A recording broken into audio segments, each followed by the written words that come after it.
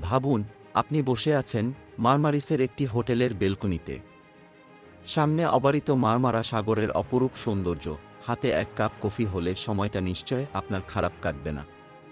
অথবা ধরুন, খুব ভোরে হেঁটে চলেছেন সৌন্দর্যের ফুলঝুরি ছড়িয়ে বয়ে চলা বসবাসের পাড় ধরে। অবলোকন করছেন প্রকৃতি আর কৃত্রিমতার মিশেলে গড়া এক স্বর্গীয় সৌন্দর্য।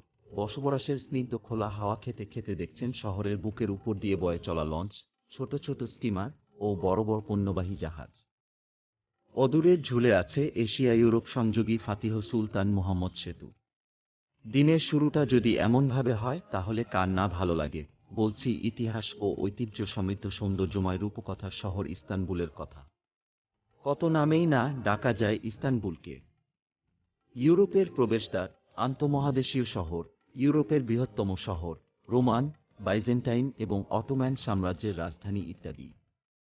কি নেই ইস্তানবুলে? এক পাশে ইউরোপ, অপর পাশে এশিয়া। মাঝখানে বয়ে চলেছে বসবরাস প্রণালী। বসবরাসের নীল জল এবং এর দুই পারের সৌন্দর্য যে কোনো ভ্রমণ পিপাসুকে মুগ্ধ করবে। মূলত ইস্তানবুলের সৌন্দর্যের মূল উৎসই হল বসবরাস প্রণালী। এছাড়া অবসর সময়ে সৌন্দর্য উপভোগ করার জন্য মারমরা সাগর তো রয়েছেই। বসবরাসের দুই পারের দৃশ্য ছবির মতো সুন্দর। ইউরোপের আদলে গড়া ছোট ছোট লাল ছাদের বাড়িগুলোর সৌন্দর্য মুগ্ধ করবে আপনাকে। বিশেষ করে এখানে এমন অনেক স্থাপনা রয়েছে যেগুলো সরাসরি ইতিহাসের সাথে সম্পর্কিত। বাইজেন্টাইন ও অটোমান সাম্রাজ্যের ঐতিহ্য ধারণ করা ঐতিহাসিক স্থাপনাগুলো আপনার নজর কাড়বে। ইস্তানবুলের এশিয়া ও ইউরোপ প্রান্তের মধ্যে সংযোগ স্থাপনের জন্য বসবরাসের উপর দিয়ে সমান্তরালভাবে দুইটি নজরকাড়া ব্রিজ রয়েছে। একটি হল বসবরাস ব্রিজ, অপরটি ফাতিহ সুলতান মুহাম্মদ ব্রিজ। আপনি যদি গাড়ি নিয়ে ব্রিজের উপর দিয়ে ইস্তানবুলের ইউরোপ অংশ থেকে এশিয়া অংশতে ভ্রমণ করেন তাহলে আপনাকে অবশ্যই টোল দিতে হবে। কিন্তু আপনি যদি এশীয় অংশ থেকে ইউরোপ অংশে প্রবেশ করেন তাহলে কোনো টোল দিতে হবে না। ইস্তানবুল পর্যটকদের জন্য এক স্বপ্নের গন্তব্য। এই শহরের প্রতিটি স্থাপত্য থেকে শুরু করে খাবারের মাঝেও লুকিয়ে আছে অনেক জানা জানা ইতিহাস ও সংস্কৃতি। শরীর ও মনকে সতেজ করার জন্য ইস্তানবুল একটি আদর্শ শহর। প্রাণবন্ত এই শহরে রয়েছে বিনোদনের সব রকম ব্যবস্থা। ইস্তানবুল পৃথিবীর অন্যতম প্রাচীন শহরগুলোর মধ্যে অন্যতম। 1930 সালের পূর্বে এই শহরটি কনস্ট্যান্টিপোল নামে পরিচিত ছিল। এরও আগে এই শহরটি বাইজেন্টিয়াম নামে পরিচিত ছিল। এটি ছিল তৎকালীন পৃথিবীর সবচেয়ে শক্তিশালী সভ্যতা বাইজেন্টাইন সাম্রাজ্যের রাজধানী। 1553 সালে সুলতান মুহাম্মদ ফাতিহ সে সময়কার সবচেয়ে শক্তিশালী সভ্যতা বাইজেন্টাইনকে পরাস্ত করার পর ইস্তানবুলকে অটোমান সাম্রাজ্যের রাজধানী ঘোষণা করেন। ইস্তানবুল রয়েছে অটোম্যান এবং রোমানদের তৈরি বিভিন্ন মসজিদ, গির্জা এবং ঐতিহাসিক স্থাপনা। তুরস্কের সবচেয়ে বড় এবং সুন্দরতম মসজিদ হল সুলেমানিয়া মসজিদ। দূর থেকে দেখলে মনে হবে 7টি পাহাড়ের উপর একটি সুন্দর মুকুট। বিশাল জায়গা নিয়ে বানানো কমপ্লেক্সের মতো এই মসজিদের প্রাচীন অনেক ভবন পুনরুদ্ধার করা হয়েছে এবং বর্তমানে পুনর্ব্যবহারের উপযোগী করা হয়েছে। তুরস্কের ঐতিহাসিক স্থাপনাগুলোর মধ্যে অন্যতম হাজিয়া সোফিয়া। মূলত এটি স্থাপন করা হয়েছিল অর্থোডক্স গির্জা হিসেবে। এরপর অটোমানরা কনস্ট্যান্টিপোল জয়ের পর এটিকে মসজিদে রূপান্তরিত করে। নামকরণ করা হয় ইম্পেরিয়াল মসজিদ। তৎকালীন সময়ে এই ইম্পেরিয়াল মসজিদটি তুরস্কের সবচেয়ে বড় মসজিদ হিসেবে পরিচিত ছিল।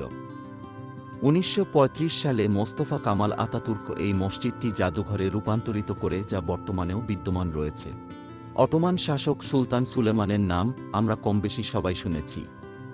সুলতান সুলেমানের বাসভবন ছিল টপকাপি প্যালেস। 1410 সাল পর্যন্ত তার পরিবার এই প্যালেসেই বসবাস করত। এই প্যালেসের সৌন্দর্য আমরা টিভিতেই দেখে মুগ্ধ হই, আর বাস্তবে কতটা সুন্দর তা হয়তো কেউ না গেলে বুঝতে পারবে না। এই প্যালেসটি মূলত 4 ভাগে বিভক্ত। প্রথম ভাগে রয়েছে প্যারেড কোর্ট এবং আয়া ইরানি নামে একটি গির্জা। দ্বিতীয় অংশে রয়েছে সুন্দর একটি পার্ক, যেখানে শুধু সুলতান সুলেমান এবং তার মায়েরই প্রবেশাধিকার ছিল। তৃতীয় ভাগে সুলতানের রাজকীয় ট্রেজারি ও সভাকক্ষ আছে। চতুর্থ ভাগে সুলতানের বিনোদনের বিভিন্ন ব্যবস্থা করা হয়েছিল। এখানে বাগান, পুল ও টেরেস চোখে পড়বে। তুরস্কের গ্র্যান্ড বাজারের নাম শোনেনি এমন লোক হয়তো খুব কম রয়েছে। রঙিন ও ব্যস্ততম এই বাজার শতাব্দী ধরে ইস্তাম্বুল শহরের প্রাণকেন্দ্র হিসেবে পরিচিত সবার কাছে। 1460 সালে নির্মাণকালীন সময়ে এটি ছিল ছোট্ট একটি গুদামঘর। আর এখন রয়েছে 61টি গলিতে প্রায় 4 সহস্রাধিক দোকান। এর প্রধান ফটক ধরে হাঁটলে প্রাচীন আমলের বেশ কিছু পান্থশালা নজরে পড়বে, যেখানে কারিগরের সূক্ষ্ম কাজ দেখতে পাবেন। এখানকার প্রত্যেকটি দোকান ঝলমলে রঙিন আলো দিয়ে সাজানো। পাওয়া যায় প্রায় সব ধরনের জিনিসপত্র। সবকিছুতেই যেন একটা রাজকীয় স্পষ্টভাবে লক্ষ্য করা যায়। তুরস্কের পেরা মিউজিয়াম তুর্কি শিল্পের এক অনন্য নিদর্শন। এই জাদুঘরে তুর্কি শিল্পীদের আঁকা বিভিন্ন আর্ট মুগ্ধ করবে আপনাকে। তুর্কিশ শিল্পী সুনা ও ইয়ান কাইরাসের ব্যক্তিগত সংগ্রহশালা থেকে অনেক ছবি এখানে স্থান পেয়েছে। বসফরাস প্রণালীটির ধরে বেশ কিছু রাস্তা রয়েছে, যেগুলো দ্য বসফরাস স্ট্রেইট নামে পরিচিত। সৌন্দর্য উপভোগ করার জন্য এর চেয়ে ভালো জায়গা হয়তো আর হতে পারে না। আর সময়টা যদি হয় গোধূলিবেলা, তাহলে তো কোনো কথাই নেই। গোধূলির রক্তিম আলো যখন এক মহাদেশ থেকে অন্য মহাদেশকে দেখবেন, তখন আপনার মনে হতেই পারে এই জন্যই বুঝি সাম্রাজ্যগুলো বারবার তাদের রাজধানী স্থাপনের জন্য এই শহরকে বেছে নিয়েছে। ইস্তানবুল হল ইস্তানবুল প্রদেশের রাজধানী। এটি একটি মেট্রোপলিটন পৌরসভা দ্বারা পরিচালিত হয়। ইস্তানবুল এই প্রদেশের 39টি জেলার সদর দফতর। সরকারের প্রতিনিধি হিসেবে রয়েছে মেয়র এবং কাউন্সিলর, যারা সরাসরি জনগণের ভোটে 5 বছরের জন্য নির্বাচিত হয়। ইস্তানবুল তুরস্কের সবচেয়ে সমৃদ্ধ ও অর্থনৈতিকভাবে গুরুত্বপূর্ণ প্রশাসনিক অঞ্চল। ইস্তানবুলের মোট জিডিপি প্রায় 245 বিলিয়ন মার্কিন ডলার। ইস্তানবুল বিমানবন্দর পৃথিবীর সর্ববৃহত্তম বিমানবন্দর। 2018 সালের 29 অক্টোবর তুরস্কের 95তম প্রজাতন্ত্র দিবসে রাষ্ট্রপতি রিসেপ তাইয়েপ এরদোয়ান এ বিমানবন্দরটি উদ্বোধন করেন। বর্তমানে এতে বৎসরে 15 কোটি যাত্রী পরিবহন ক্ষমতা রয়েছে।